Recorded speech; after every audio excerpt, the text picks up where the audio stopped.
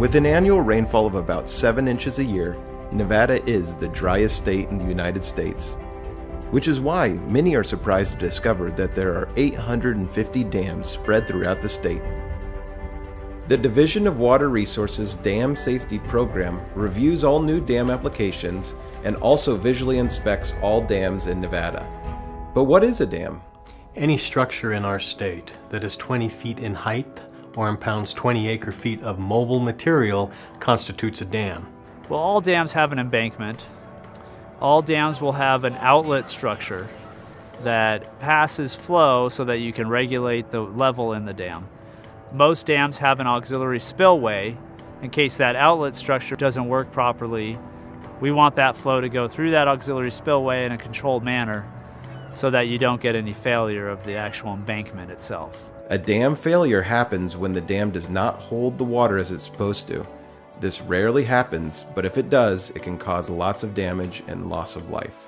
So dam safety's real goal is to ensure that the dam is maintained so that all public is safe. There's a lot of force in water, right? There's a lot of force behind any dam. So we work really closely with the Division of Water Resources. So that requires them to come out and do periodic inspections. Then they issue to us any type of corrective action that would need to be done. With an earth dam, you have rodents that are a problem, you have willows, you have brush. It's an ongoing issue.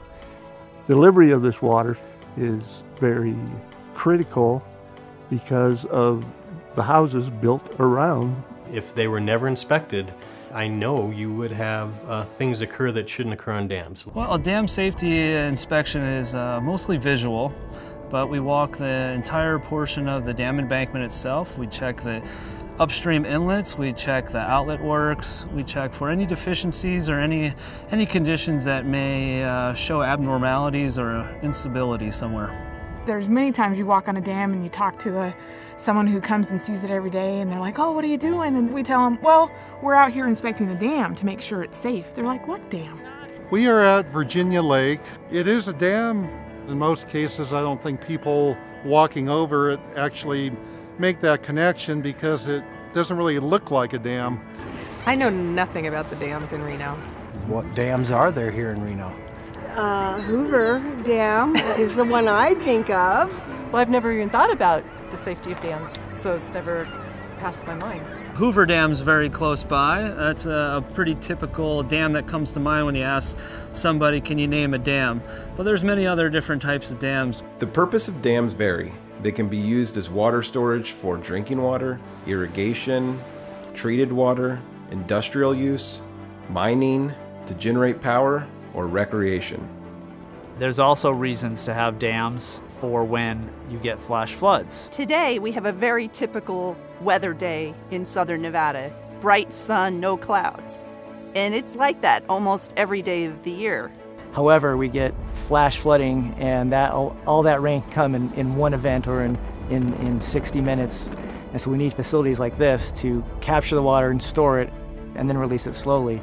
Otherwise, it'd be a raging river of water that would go through the community and cause lots of damage. It's very dangerous to enter these facilities. We ensure that there are public barriers in order to not allow public entry into the facilities. The division also applies hazard designations for all our state dams. These categories include high hazard, significant hazard, and low hazard. And high hazard structures, and I'm paraphrasing our regulations, are basically that if that dam were to fail, there would be potential for loss of life or extreme economic damage. Those structures we require to be inspected every single year. The next classification is significant hazard, and those structures are, if they were to fail, that there would be fairly large economic damage but no loss of life. And we inspect those structures every 3 years. And then lastly are low hazard structures, which we inspect every 5 years, and those structures are that if they were to fail, there would be minimum economic damage, no loss of life. There's emergency action plans for all high hazard dams in the state.